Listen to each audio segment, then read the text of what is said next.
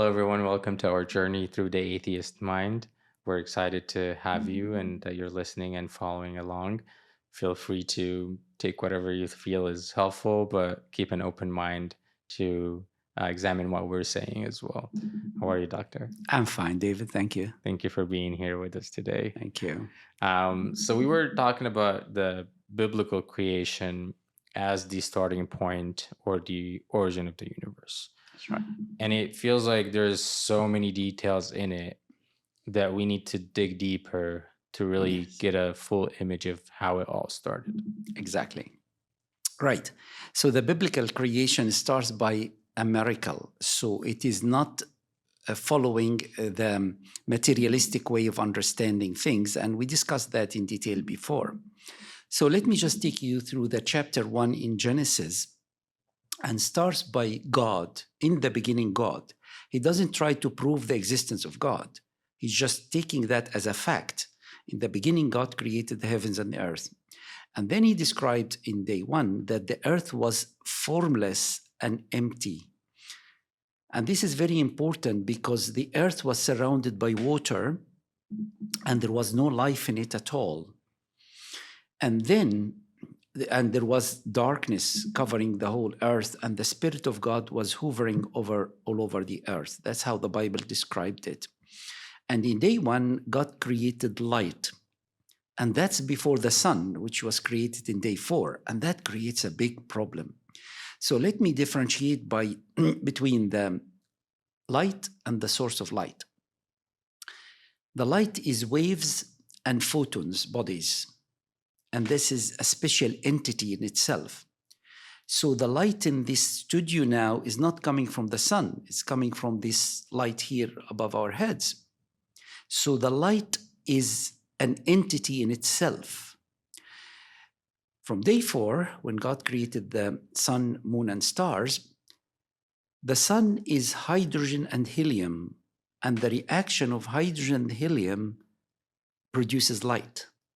And it became the governor of day and night from day 4. I'll explain that again, because let me just explain what happened in day 1. And let us just answer one simple question. Does God need time to create anything? Really, he doesn't. He doesn't need millions of years to make things happen. And he's not a trial and error and getting it right at the end, as the evolution is proposing. Not at all. God, by his command, can create things. So we should just be open-minded to the power of the Lord Almighty.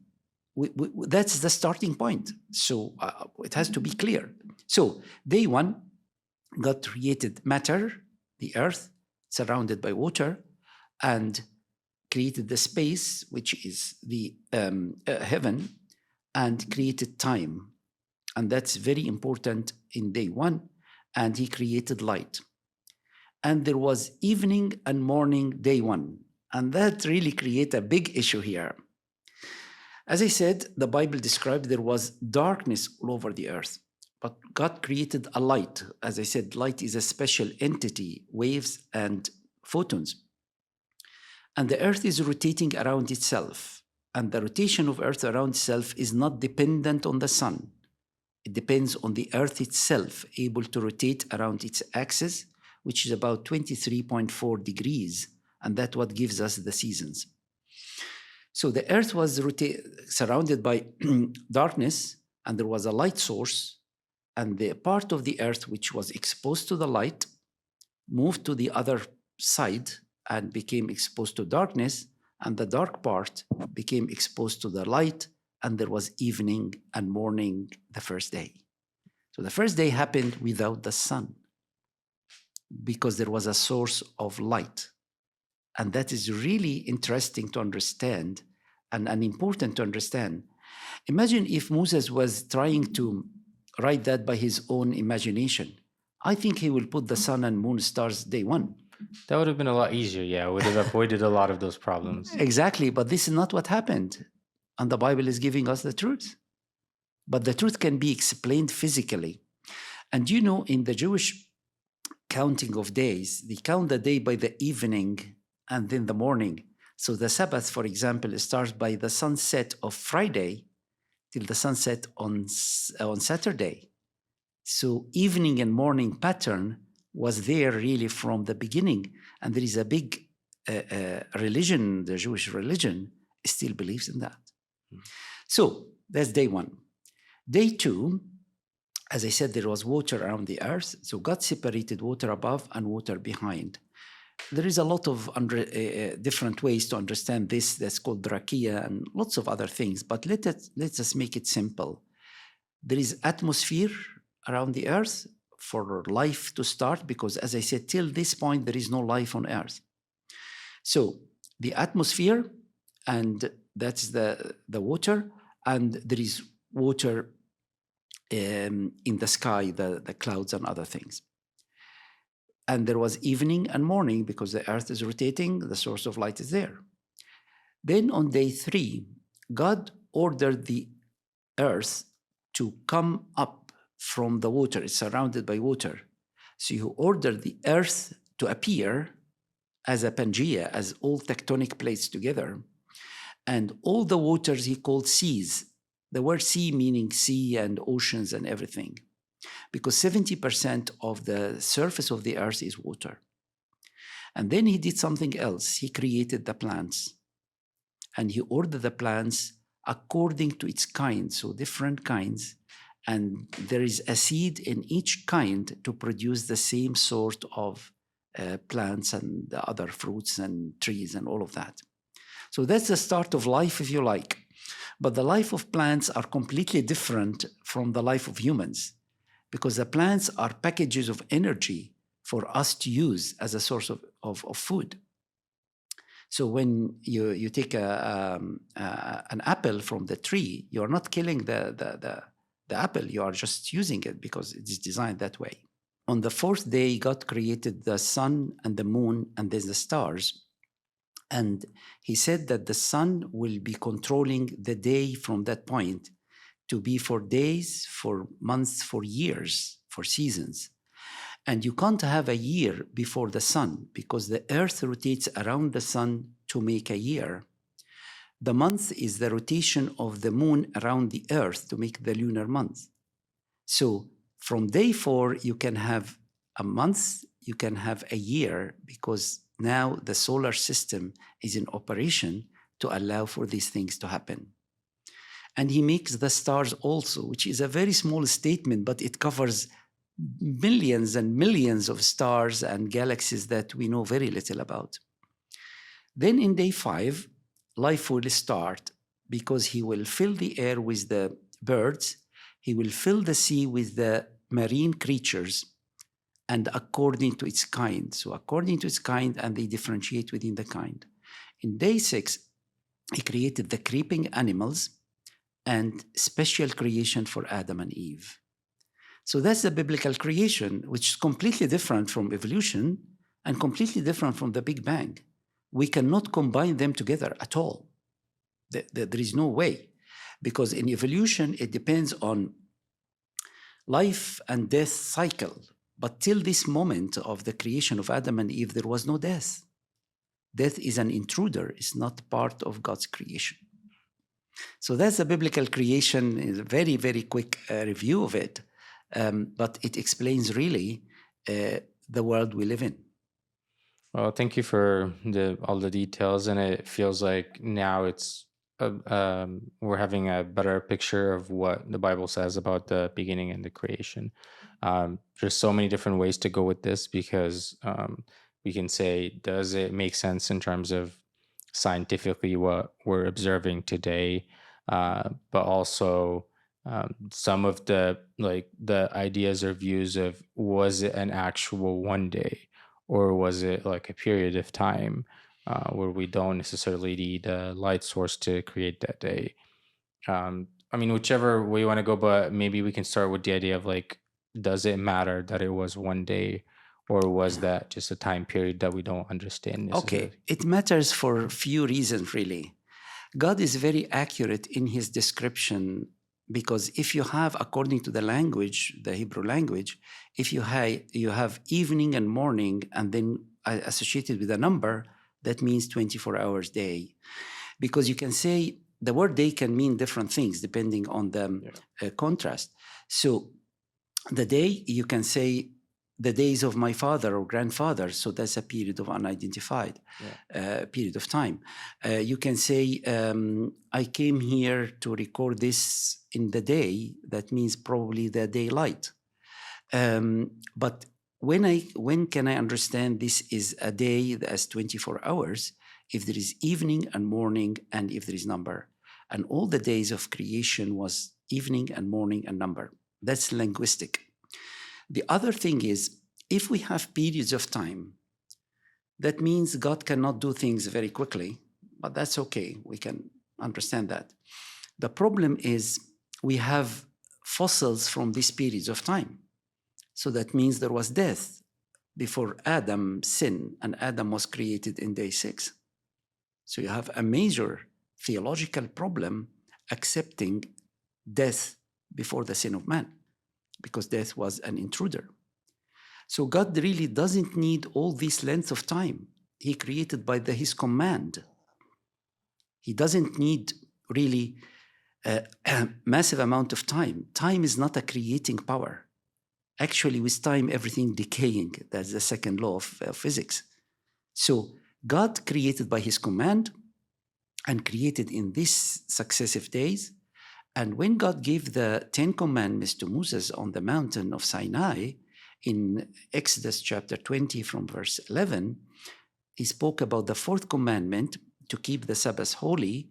And he said very clearly, because in 6 days, God created, see what he created, heaven, earth, and all what is in them. So that is really another evidence of this period.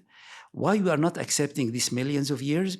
Because these millions of years is based on assumption of the evolution, and is based on the assumption that's mentioned in the Big Bang, and it involves death, and death is not part of God's creation. So that's why I see the chapter 1 of Genesis is literal and explaining the sequence of events, which is completely different from the sequence of events supposed by evolution and the Big Bang. Yeah, and I think that was going to be my follow-up question. The millions of years would fit nicely if we just say that it wasn't an actual day.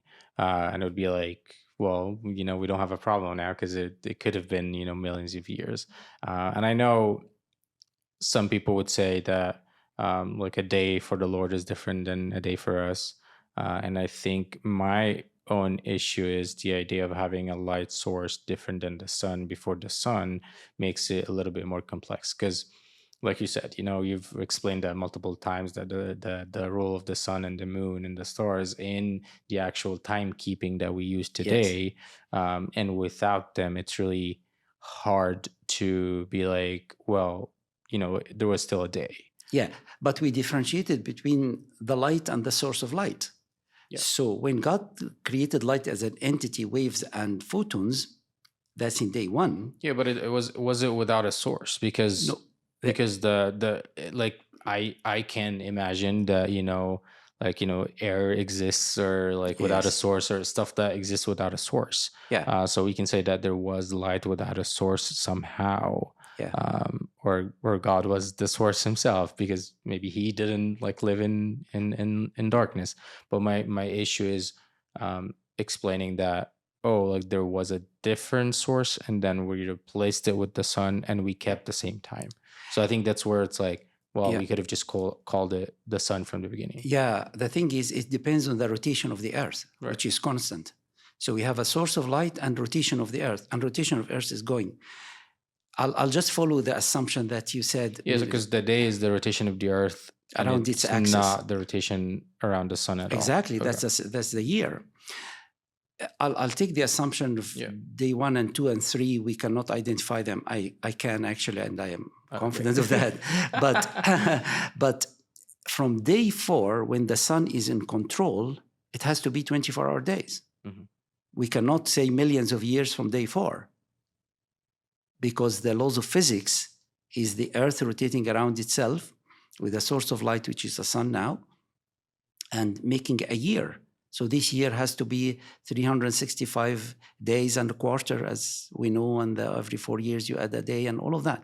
So from day 4, according to the text, you have to stick to the 24 hours. If you have problem with the first 3 days, this problem is sorted by saying the light is different from the source of light. And because of that, the earth is rotating, there is a source of light, and the Bible says there was evening and morning, first day. So yeah, that's the hard part, because we always say it's like sunset and sunrise, but there wasn't a sun. So it's like it's hard to say there was a sunset because and we sunrise. are looking at the creation from our perspective after the sun became the control. Right. But in the first 3 days, sun is not in control. It is not in existence. So that's completely different from the materialistic worldview. That's completely different. And we can't mix both. You mentioned something, David, about the day of the Lord. And that's very important, because I hear that all over the world, actually. The day of the Lord is like 1,000 years, thousands years. Yeah. If it is like 1,000 years, he said thousands of years like a day. So that reverses the other one. Even if you put 1,000 years in the days of creation, that's not satisfactory to the evolutionists, because they need millions of years with small changes, and you expect these changes to be beneficial all the time. And if there is something non-beneficial, it will destroy all the steps that happened before. So we have 2 different scales altogether.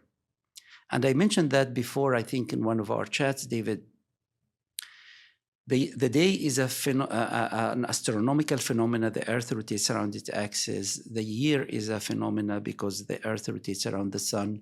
The month is an astronomical phenomena. The moon rotates around the Earth. But the week is not an astronomical phenomena. It is based on a number.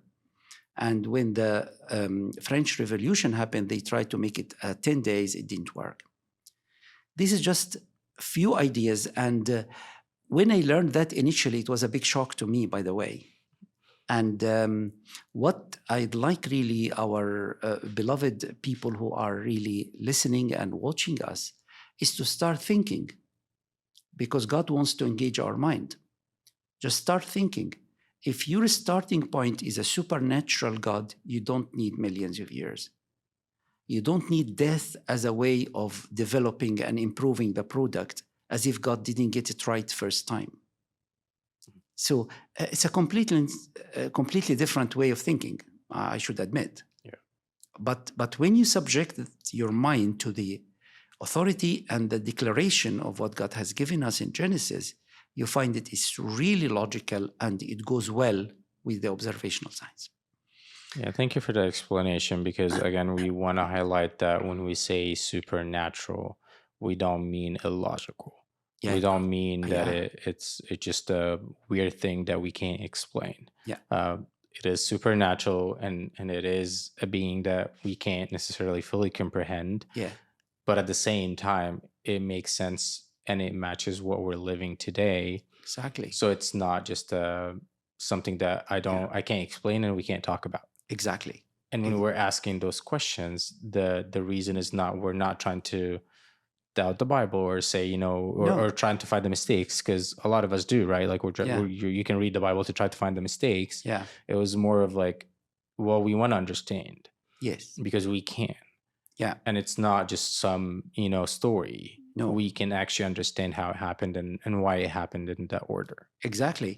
And one of the comments as well, day 3, as I explained from the Bible, God created the plants. If you say millions of years for the sun to appear, I expect the plants to die. But for the 3 days before, there is a light, and this is a photosynthesis in the plants, which depends on a source of light rather than the sun. But the sun from day 4 is in control. Yeah. So it really makes sense if you understand the supernatural creation and the events that's mentioned in the Bible. I find them, as I said, if Moses was trying to imagine the creation, I think logically he will put sun and moon day 1. But he didn't, because this is what didn't happen. Yeah. Yeah, so it's important to... In a way, I want to say, maybe God should have just started with the sun, but it's kind of scary to say that. I know. Maybe I know better. Yeah, of course, I like your laugh after this because that gives the answer really away. No, God is the wise God, and he did that. Actually, I don't depend on the Big Bang, as you know. We have discussed that, but they believe there was light before it. But that's one of the assumptions as well. But I don't use that as an evidence because the whole theory has major scientific problems, not Christian problems, scientific problems. Yeah. And there's a lot of more questions, I think, just about like creation in general. We have a few minutes, but I feel that we need to address how the event of the fall changed some of those components as well. Yes. Because creation happened, but there's a gap between that and what we're experiencing as beings right now. Exactly. Understanding the geology of the flood is essential to understand creation, because you will find fossils and you give them millions and millions of years. But in actual fact, fossilization is a very quick process, depends not on the time, but on the conditions that this dead body was placed in. So if there is enough minerals and enough pressure and temperature, the minerals will enter into the bone and make it fossilized. We talk about the bones, but soft tissues also can fossilize. But let us just, the common thing is the bones. So let me give you a little example. A scientist called Mary Schwartz, she was examining the bone of a dinosaur, and she found red blood cells and elastic tissues. This does not stay for millions of years. It's only thousands of years, because they believe, according to Encyclopedia Britannica, that the dinosaurs appeared 245 million years and they disappeared 65 million years ago. So when she examined this bone of a fossil of dinosaur, she found red cells and elastic tissue. So that is against what she learned. So she said, I repeated the examination again and again and again and again, and it's the same results. So her conclusion is not to change the idea of millions of years. For her, this is constant. She said there must be a mechanism that allowed these tissues to survive for millions of years. We didn't find this mechanism. It's not in the practical science, but she doesn't want to change the idea of millions of years. So we are indoctrinated with this idea, and I was as well. And it was very difficult to change from this idea of millions of years to understand the supernatural creation. You're not going to believe this. When she picked up a small piece to stop the reaction by putting it in water, it stretched, and it springed, and it moved all over the place. So we knew we had something pretty unusual. It appears to be soft tissue. When they look at neighboring parts of the bone, they're even more surprised. Out popped the blood vessels, and they were pretty incredible. And I said, I don't believe it, that's not possible. We need to do it again and again. It's one of those just goosebump-inducing scientific moments, that's all I can say. And they don't really happen very often. Blood vessels should not exist in fossilized bone. Many scientists believe organic molecules can't last more than 100,000 years. Yet Schweitzer's bone is 68 million years old. I think the presence of soft tissues and cells indicates there's a process going on that we didn't have a clue about. So I think it means that we have to kind of rethink the whole chemical process of making a bone turn into a fossil. I feel like we can keep asking more questions about it and a lot more questions about creations, because it does make it feel like where are we coming from, how it all started is still impacting us, and maybe we can keep talking about that more. Thank you again for the explanation, and thank you for watching and listening. And like I always say, this is not anybody telling you this is what happened and you have to believe it. This is an invitation for everyone to examine and read and search, if you care, I guess, about what happened and why it happened. And I want to say also that it's not just about what happened millions or thousands of years ago. Yeah. But it's more about what's happening right now in your life. And I feel that finding the truth should matter to all of us, because as C.S. Lewis put it, if you want to get warm, you must stand near the fire. If you want joy or peace, maybe even an eternal life, you must get close to what has them. So take your time, look for answers, but know that it matters to you. We'll see you next time. Thank you. Thanks, Doctor. Thanks, David.